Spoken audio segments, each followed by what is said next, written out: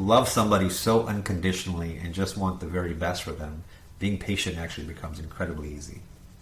Talk to your kids. That's it. Just talk, talk, talk, talk, talk. The more authentic you are, the more vulnerable you are with your kids, the more you externalize why you are doing things, the more they can understand it and even push back. Anything is possible, and you can sort of, with grit and perseverance, you can achieve whatever it is that you're looking to achieve. Nice.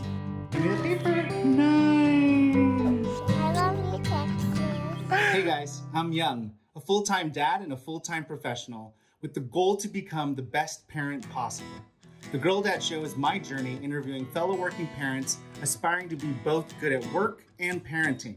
I'm going to do this by gathering and sharing unfiltered perspectives from my guests. So join me as I research parenthood one interview at a time.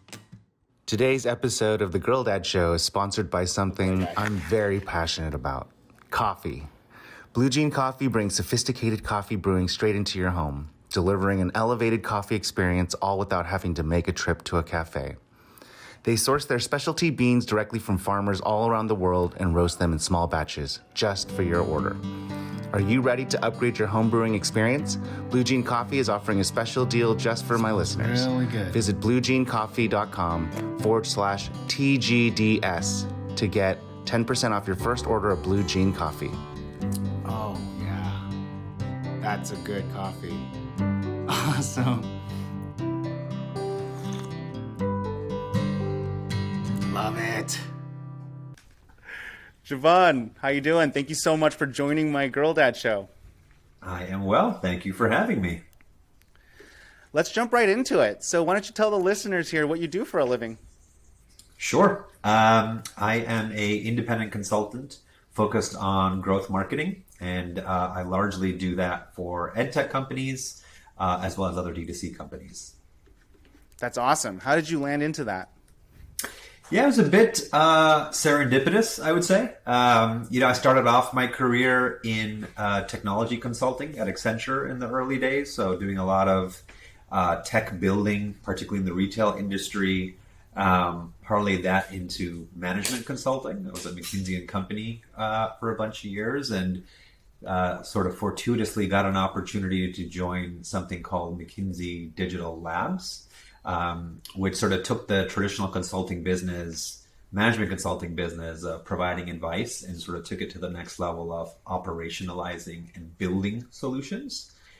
And when my wife and I were expecting our first daughter, I knew that I couldn't be on the road anymore. I loved building and creating, and I happened to meet three co-founders who bootstrapped their own company, which was a digital marketing agency of sorts.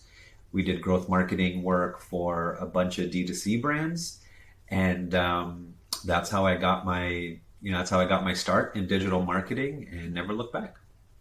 That's amazing. I love it. And you've just kind of talked briefly about it, but you said you have a daughter, and do you have any other kids, or how old is she? And tell me about your kids. Yeah, I have two. They're both 6. One is 6 years old, and one is 6 months old. So, that's awesome. You totally threw me off with they're both 6. That's awesome. That's great. So you're definitely straddling the fence on the kid rearing side, right? One's like starting to talk to you a little bit more, and one's still just kind of like needing so much of you, right? 100%. I didn't quite know what to expect in terms of straddling both worlds at the same time. I think one of the things we've been super lucky and fortunate about is our 6-year-old is incredibly mature, really wanted a sibling. And so she's like, she will independently play with our 6-month-old. So in many ways, having the second one has aspects of it being easier because we have an even bigger team to team up with. So. That's awesome. And then what do you think sparked your oldest's maturity? That's a good question. My wife and I always talk about this sort of like nature versus nurture. What is it? I think, I think on the on the nature side, my wife and I both, I'm the eldest in my family.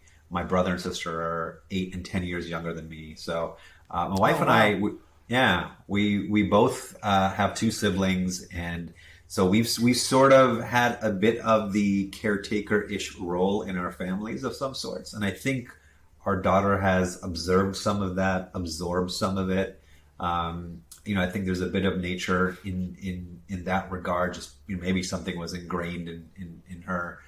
But I think the nurture has definitely sharpened that maturity for her. She's seen a lot over the past few years. My wife is a cancer survivor. My father is a cancer survivor. She's seen multiple family members go through, health challenges in the past few years. And she's just developed this really sharp emotional acuity towards observing what's going on and just trying to be helpful. And I think it's raised her maturity quite a bit. Wow. That's an incredible answer. And I love that you and your wife talk about nature and nurture often, because it's the same thing that my wife and I talk about all the time as well these days, as we start to see our kid go. Our oldest is 4 and she's going to turn 5. And you could see her developing her own mindset and her personality, but also pulling so much from both of us. And it's like this constant battle of how to be a good parent during this phase where you actually get to see your input coming out as an output in your kid, Totally. But anyways, yeah. Totally. So let's talk about your childhood. How was your childhood and what was that like? Yeah, I think going back to that sort of nature and nurture framework a bit, my childhood was, it was largely shaped by where I was and what my parents were doing. So, I was born in South Florida near Miami, moved to Jamaica when I was 5 years old, where my parents started a business. Jamaica, the country, not Jamaica, Queens. Whenever I say Jamaica, people are like, oh yeah, Jamaica, Queens. I'm like, no, Jamaica, the country. Wow. Yeah. And, that's wild. So wait, we got to stop there. You got to double click on that. Why did your parents move from Florida to Jamaica, the country? Yeah, that's a great question. We have to double click. Sorry, we have to double click. No, that's cool. Yeah. Yeah. So, I think the what's interesting about, so I'm Indian by ethnicity, and the part of India where my family's from is called Sindh. That is now in Pakistan. And basically in 1947, which was right around when my dad was born, there was a partition in India, right? And India, Pakistan, and Bangladesh over time sort of became separate countries. Where we were became displaced. So people who were Sindhi, who were from, where my family's from, went all over the world, right? Africa, Jamaica, Hong Kong. And so my dad ultimately moved around the world for basically employment opportunities. So when he was 18, he moved to Hong Kong. At one point, he moved to the U.S. At one point, he moved to Jamaica. Worked for different people there, and moved to Miami, and that's where I was born. And then he had an opportunity to go back to Jamaica and start a business. And so that's what led him to go to Jamaica. There were tons of people he knew that had started businesses out there, and so he went to do something similar. So this is like digital nomading, but without the digital aspect. Totally. Yeah. Go ahead. Sorry. Yeah. I apologize. How did he find these opportunities? That's like the wildest thing to me. My wife and I reflect on this often, which is, we think about anything we're looking for input on, a few clicks on a keyboard, we can get the input, right? Like, that's right. Where's the job? Where's the restaurant? Whatever. Our parents' generation, when he was in India way back when, he was sending letters, right, to his friends all over the world and keeping in touch with people, and just sort of serendipitously, people he knew went all over the world. And that's how he found out, hey, there's a bunch of people. Actually, his older brother got an opportunity in Jamaica and told him, hey, you should come check it out. And then they all ended up leaving in the 60s or 70s. And then my dad sort of led the charge back. So, to answer your question, he found out about this through just sustaining his network largely through like written form, like letters and telegrams and things like that, and keeping in touch with people. That's amazing. That's pretty gangster, I will say right now. That's pretty OG. That's incredible. That he was able to do that and basically build out what we take for granted in snail mail. That's amazing. Totally. And so how does one even go about, were you there then? So he moved you guys from Florida to Jamaica. So what does that mean for starting a business, and how does he even know to do that? Like, how do you even start that process? Yeah, it's interesting when I think about, today's society, and you have so much content out there. You can start a business with a few clicks. With there, it's, it was very much, hey, I know these 5 people. They know these suppliers that sell these t-shirts, this coffee, these souvenirs. One of these people knows that there's a shop available in this plaza that I can rent. And, what's interesting is today, when you're opening a business from scratch, it's actually reasonably easy to optically show that you're established, right? You can create a nice polished veneer on your website. You can, there's many ways to sort of fake it, right? That's right. In his case, one of the clever things he did as somebody brand new there, and he's going to businesses and saying, hey, let me rent your space. And, I have no capital and I have nothing established. And, the landlord, of course, is thinking, I might kick you out in a couple of months. Well, what he did was, he had a friend of a friend who had a really nice car, a Benz at the time. And so he said, hey, let me drive that to my business meeting. Right. And so, a lot of it was networking, and your network represents sort of your relationship equity, as well as sort of optically finding ways to demonstrate that you're credibility. You're credible, exactly. And so that's sort of how he landed those gigs. So amazing. He's a total entrepreneur hustler. I love that. He made it work. Yeah. Okay, so now you can continue. So you went from Jamaica, and then how old were you when you were in Jamaica? So moved there when I was 5. And we just we moved around a ton within Jamaica, and then even back and forth. So, I moved out of Jamaica for a little while. My dad thought, hey, particularly where we were at one point in time, the education system, he didn't think was giving me what I needed. So I lived with my uncle and aunt in the U.S. for a little while. That didn't quite give me what I needed from a family perspective, because I missed my parents. My sister at the time was just being born. So my dad brought me back. And so there was a lot of back and forth between Jamaica and the U.S. And then within Jamaica, there's 2 main cities we lived in, Montego Bay and Negril. Ultimately, we ended up having a good long stretch run in the city of Negril, which is all tourist land. Not a lot of there's no true local economy there. It's really all tourism. My school was about an hour and a half drive away. So we're sort of in this tourist oasis, running a business, and my dad arranged so I could go to school, which there was no high school in our area, or even primary pre-high school in my area, and so that's what we did. Wow, that's amazing. And so then ultimately you did come back to the States to finish schooling, right? Or did you just do it all internationally? Or No, I did. So I was 14. And in Jamaica, I had skipped a couple grades, and the system was set up in such a way that I was actually on track to graduate high school at 15 in Jamaica. And my dad sort of, I think, had two perspectives. One, you're not ready for no college at 15, at a bare minimum emotionally. And then secondly, he felt, well, okay, you're going to graduate high school here in Jamaica. I would like for you to get educated in the United States, but you're not going to get the financial aid. You're not going to get the scholarship. You're not going to get the visibility to these U.S. schools. So he made a big decision to have me, my mother, my brother, my sister temporarily move to the United States for 2 years so that I could go to U.S. high school, get exposed to the U.S. system, fill in gaps in my education that he thought were important. And so we did that. We moved to Miami. My dad stayed in Jamaica, ran the business. It came at significant emotional and financial cost, especially to him and to my mother. And so I was in Miami for 2 years, established residency, and that's how I was able to sort of get a full ride to a university in the U.S. Wow.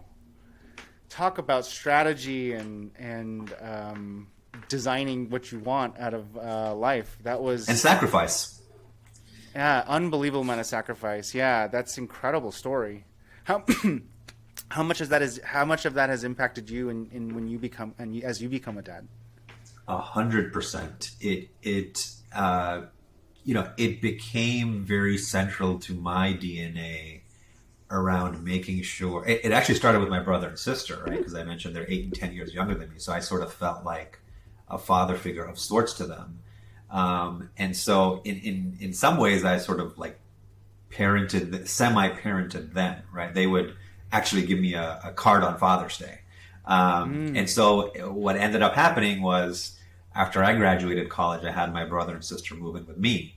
And I made certain sacrifices so that they could get educated in the United States and go to university there. So, my dad had sort of instilled that sense into me of like, we're as a family making the sacrifice, you're going to get a college education. After that, you're going to sort of make a similar sacrifice to get your brother and sister that similar education. And now I think it plays into how we design our lives. My wife and I, I've a big part of, you asked me earlier how I got into growth marketing and this gig, it was a combination of A, enjoying the growth marketing work I was doing at a startup, but also B, finding a field where I could do this work in a fractional capacity so I could over-invest time with my daughters at home. Wow, that's amazing. I love the level of strategy that you've parlayed into your life. And then so are you then looking to instill some of those kind of mindsets and values to your kids? Yeah, that's interesting. I think the short answer is yes, but I think the more nuanced answer is my wife and I are, we have a lot of conversations around the trade-offs in this, right? So while I think it's easy to sort of lionize the sacrifices my family has made and the benefits we've accrued from that, right? We've accrued immense benefits, job opportunities, ability to live in places with immense, candidly, privilege. It also came at certain emotional costs, like being separated from my family came at a real cost. And I think it's easy to not view that cost today, but I'm sure it plays out in my life today, some of those costs, right? And so the short answer is, we would like these values to be passed on to our kids, but at the same time, we don't want them to over-index on them, right? I can already tell my older daughter, my 6-year-old, she's very much like, I will sacrifice anything for anybody. Like she will, minimize herself, and that concerns me. So how do you counteract that? Yeah, it's a lot of active dialogue. I think one thing I realize is like, I can't just develop some strategy to try to counteract it and hope it works. I have to actually externalize my thinking to my 6-year-old, right? So when she does stuff like that, I tell her, hey, it's great that you're thinking about others. Like she'll make sure everybody else has like a snack and like, sacrifice her eating a snack. I'm like, I appreciate and admire that you're so thoughtful. I said, but you do have to nourish yourself. And that's important. And I want you to know that. And so I just try to externalize how I think about things, not to admonish or anything like that, but just tell her like, make sure you're thinking about the other side of it. And so a lot of it is very, very active dialogue with our 6-year-old. That's awesome. And so if I were to ask you how you qualify success as a parent, what do you think you would say? How do I qualify success as a parent? I don't know that I'll ever achieve success as a parent. But I think the journey that we're on is one such that our daughter has immense self-worth at all times. And I think, I think if she feels a tremendous sense of self-worth, I am worthy. We have this book, I'm Enough, and my 18 or 16-month-old niece also loves it. She keeps saying, I'm enough. And I love that she says that. I think a lot of joy, happiness, just, I think it develops a strong base. So if I were to just pick one thing, I think just a sense of worth. I don't need to do something to prove myself to others. I don't need to, do X for love or acceptance. I think that's probably the number one thing I really want her to have for her whole life. It's awesome. And if I can ask a personal question, what do you think your dad would qualify success as parenting? I think one thing he's told me a lot is, he always wanted me to have a better life than he had. And I think that comes in many, many, many forms, right? Like, yeah, he worked 7 days a week, 10, 12, 14, 16-hour days. And he if I think about our generation or my, I can work hard for the day, then I can watch Netflix at night. Like, my dad was not doing that. He was not like, now it's entertainment time. He was like, right. It's grind time or it's grind time, right? And and he did that because, now he looks at my life and he's like, hey, you have more time to spend with your kid. Hey, you have the opportunity to invest in your hobbies. And he's like, that's what I want you to do, right? I don't want you to have to feel like you're on the treadmill. So I think he thinks of it as he went on that treadmill so that hopefully we don't have to continue to be on that treadmill. Yeah, and in many ways you could say that he was successful then, because you said something earlier about being able to fractionalize your work time so that you can actually allocate the time that you have for your kids. So what kind of derived that desire to kind of like manufacture that in your life? Like, why is that an important facet? Yeah, I think it's I think it starts with just like a broad ethos. My wife and I just immensely have valued family our whole lives. That's a big thing that brought us together when we met each other, was just the way family is very high up on our hierarchy. But honestly, I think life took a lot of that conceptual philosophy and made it very practical. About a year in, so our daughter was about a year old, and I realized that, with my commute to work and everything, I was basically getting an hour and a half with her a day. And I thought to myself, like, 90 minutes a day just doesn't feel like enough. And I'm fortunate and privileged enough to even have that conversation, right? A lot of society is not. I know my parents were not. And so I said, you know what? I've been working at the time, it was like 15 years. And I was like, what I'm going to do, and my wife and I talked about it, is we're going to go from a dual income to a single income for some period of time. And I'm just going to raise her for a while, just all day, let's move away from having a nanny, and I just want to be a stay-at-home dad for a while. And the intent was always to do that for some short period of time, less than a year, and then ultimately start my own startup. And I started trying to bootstrap it at nights, on weekends, and then we just had a series of events in our family. So, a few months after I did that, maybe two months after, my father got diagnosed with cancer. And that was a long journey that, required me to be very, very hands-on at the hospital, etc. He got out of that, and then my wife got cancer. She got out of that, and then my dad had a heart attack, and then her father had a stroke. So we had a series of family health emergencies, and it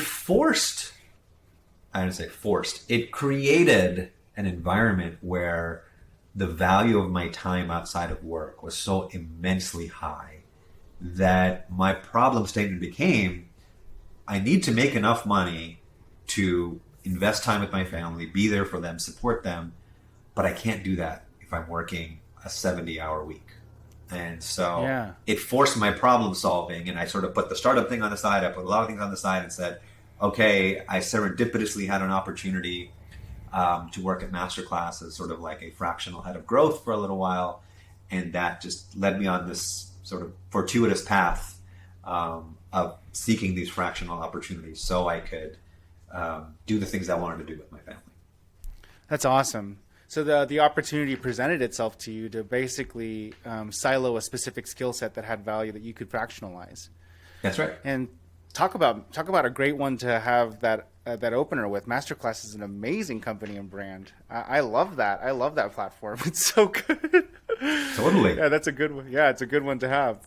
That's an amazing story, and I love that you're doing that intentionally. I will say that hearing you talk about it is very inspiring for me, because me starting to do consulting myself a year and a half ago, I had the intention and the desire to spend more time with my kids. Yeah. And that was really the impetus for wanting to be a consultant. And I think I may have lost my way a little bit over the last 6 months. But talking to you right now has been really, really great and inspiring for me to hear, because it just kind of reminds me about the time that I, talked to my wife about, like, not working for a few months to find myself, and kind of the emotional journey I went through. Obviously, it was a lot simpler than I think your story was. But I do need to put some thought into how I got to the point that I'm at, because I think I've kind of veered off course from my original intention hearing you talk. And so for what it's worth, I thank you for recalibrating me and setting my inspiration for my original expectations for myself about a year and a half ago. This is a really great conversation. So that being said, how do you qualify work then? So now you're doing fractional work. So what's success for you at the job? How do you qualify what that success looks like? It's interesting whether fractional or full time. The number one thing that gives me joy at work is seeing people succeed. And I think that's something when I first started getting into fractional work, I felt I was not going to have, right? Because it's often you go into fractional work and it's sort of transactional or very tactical. But the virtue of the type of roles I've had, these fractional growth roles, you're working very cross-functionally across organizations. You're working with marketing, you're working with product, you're working with R&D. And so I've been lucky to have opportunities to impact people in their careers. It's as simple as them shooting me a Slack message and saying, thanks for X. Like, it really helped me level up my thinking, or really helped me deliver on this project. And so, as long as I'm getting that feedback that I am helping, it comes back to growth in a broader sense, which is not just the company and the product growing, but the people growing within it and then getting bigger opportunities. For me, that's success. That's awesome. That's great. And you think has that changed since you started doing this kind of fractional work versus, previous to you jumping into this and working full time? Like, yeah. I think those measures of success have changed. I don't think the measure has changed, but the way to achieve it has, right? So, prior to taking on these fractional roles, when I was at a full-time company, I have a team and I am managing their feedback and their reviews. And there's a very formalized structure in which I can influence and support their career. And in some ways, it makes the work, it brings clarity to that problem, right? So I need to give person X the opportunity. I need to give person Y the feedback. I need to syndicate their story with senior leaders. And the clarity is there. Now in my role, in a fractional role, a company brings me in and say, hey, here's where we want to grow the company, right? They're not bringing me in for a people problem. It's a company, let's grow, let's have the product scale, let's move marketing. But the only way to do that is to actually work with these people and help them level up. So it becomes a little bit more implicit than it is explicit. And what I find that's a little bit different about it is the relationship building becomes important, because if you're not in this formalized role to give somebody reviews, they have to trust you and to work with you to do that work, right? So I think it's different that I have to really spend that time and build that relationship in a way that is less formal. Yeah, that's a really good point. It's so awesome that you've already figured that out. How long did it take you to figure that out, or did you get it immediately from your management consulting days? I don't know that I got it immediately. I think, when I first started, it was just like prove value, right? So company X is bringing you in, I want to move this metric by Y% in the next few weeks. That was my thinking.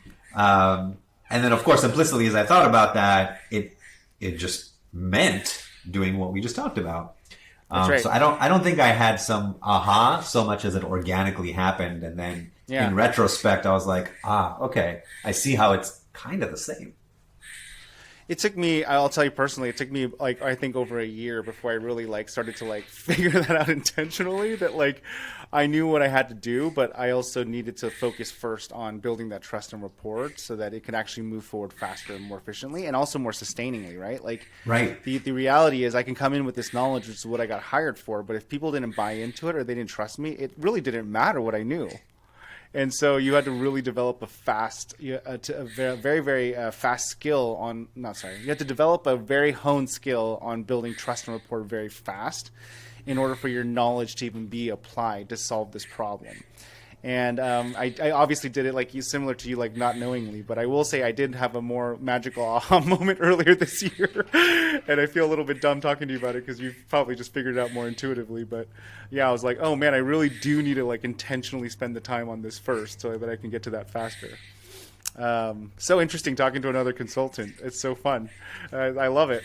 Where do you see yourself going from here? Are you gonna like ride on this kind of fractional work until your kids are of like, you know, leaving the nest, or what's the plan here? Yeah. Yeah. You know, it goes back to this sort of, there are things that are conceptually philosophical in my mind, and then over time you want to make those tangible and tactical. And I've always, you know, you asked me earlier about what success looks like at work, and it's always been leveling up people. And so I've always had this interest in building a platform, a marketplace for professional coaching, right? In small groups, one-on-one. And so that's something I want to invest in, sort of bootstrapping my own career coaching marketplace of sorts. But with the forcing function that you outlined, which is like, I will not sacrifice capacity with my kids, my wife, my family. And so I am sort of in the process of defining what does that look like? How long does that look like? I think the other piece is, you know, when it comes to people and it comes to purpose, is I want to work with companies that I just feel exceptionally good about. And, you know, when I was in consulting or even in an agency, there were times where you work with companies and you just feel like lockstep with their mission. And there are times where you might be neutral on it, like, you know, I don't know, it's selling X, Y, or Z. It doesn't really matter as much, but it's good work. And then there are times where I'm just averse to it, right? Like I think that this company is creating negative externality. And so I've been fortunate to work with edtech companies where I believe the purpose is immense, right? Masterclass being one, Outschool being the core company I work with today that is a platform for teaching kids, and my daughter uses it all the time. So ultimately, I want to work where people's careers are being influenced in a positive way, and we're creating this positive externality in the world. And if I do those two things while investing and spending the time I want with my family, I'm happy. Nice. Very good answer. I love it. Jeevan, I'm going to switch gears to my rapid fire questions that I like to ask all the guests. Go for it. Just so there's some symmetry to these interviews. So what advice do you have for other parents and soon-to-be parents? What advice do I have? Talk to your kids. That's it. Just talk. The more authentic you are, the more vulnerable you are with your kids, the more you externalize why you are doing things, the more they can understand it and even push back. And that's something I love about with my daughter. I'll explain to her why I'm thinking about something a certain way, and she'll push back. So, yeah. Awesome. I like it. If you can go back and tell yourself one thing before having kids, what would you tell yourself? Spend a lot of time with your significant other and enjoy the freedom and liberty, right? Go to the movies, do that midnight dessert run, whatever it is, but just enjoy that freedom. And once you enjoy it, and then you have your kids, I don't think you'll look back. Very nice. What is the most surprising thing that you've learned about yourself after you've become a parent? Most surprising thing I've learned about myself is that I can actually be more patient than I ever thought. I think my career trajectory has always been one that has demanded impatience from me, just being consulting, right? And I've never had to exercise the level of patience I now have to as a parent. And I think when you love somebody so unconditionally and just want the very best for them, being patient actually becomes incredibly easy. It's awesome. And then finally, what's your all-time favorite business book? All-time favorite business book. I love the book Pursuit of Happiness. I don't think it's a traditional business book about Chris Gardner, and Will Smith played him in the movie. But specifically hearing his journey, his grit, his resolve, you would never expect him to hit that meteoric rise in his career. It inspired me a lot. I read it very early in my career, and it was something that I would always sort of have in the back of my mind of, like anything is possible, and you can sort of, with grit and perseverance, you can achieve whatever it is that you're looking to achieve. It's awesome. I actually do have one more that I want to ask you, a little bonus question, just because I know you're, two actually, now that I think about it, because you're a growth expert. And so I want to ask you, like, based on the current economic trends and just kind of like the world as it is today, what are you seeing happening in the growth side of growth, essentially? Yeah, a lot of things. I think, growth marketing can, in probably 5 years ago for a lot of people, was A, spend a lot of money on performance marketing, and B, build product loops so that your marketing dollars go further. I think some of the changes we're seeing is a lot more investment and time on product-based loops. Everybody who's scaled their business with Facebook and Google and paid marketing is realizing A, the increasing competitiveness of it, B, with privacy rules, it's becoming harder to optimize your ad spend. And so I think, the number one thing I see is everybody's asking themselves, how can I wean myself off of the drug of performance marketing? How can I rely more on my product to have the viral loops embedded in it to actually sustain its own growth? That's one. I think two, thinking about growth not just from a product and marketing lens, but actually from a community lens, right? If you think about the amount of products that now grow because there's a community around it, that may be having a conversation adjacent to the product, but end up sort of fueling the growth of that. I think that's something I'm seeing a lot of. A third thing is that particularly companies that are spending dollars today and expecting some LTV, some lifetime value over a period of time, with the amount of investment dollars that are pouring into the D2C space these days, people are willing to extend those payback windows. They're willing to make a bet today that will pay back rather than in 6 to 9 months, 12 to 18 months, for example. Wow. So there's a lot of, hey, we're going to make that bet today and we'll have the ROI catch up. And we believe at some point, the margin economics will work out. So top of my head, I think those are. So I guess the other one I would add is, the newer platforms, right? The TikToks, for example, and Snapchat is not as new, but their ad product is a bit more nascent. You're seeing a lot of people ask themselves, how can I shift dollars towards these more sort of quick hitting content type of platforms? Wow, thank you for that. I totally squeezed in some free consulting for everyone here. I love it. So I appreciate you answering that question and sharing some of your expertise with us. I know it's been probably a burning question for most people that are trying to be successful right now, is just how to navigate growth during this time. So I appreciate you sharing that knowledge. Yeah. Jeevan, thank you so much for your time. I really appreciate it, and I will talk to you soon, okay? Thank you. I am deeply appreciative of the opportunity, and I hope we get to chat more again soon. Yeah, look forward to it. Take care. Take care, yeah. See you, man. Thanks for tuning in to another episode of The Girl Dad Show. We really hope you enjoyed that interview, and as always, please take a moment to review, rate, and subscribe. We'll see you next time.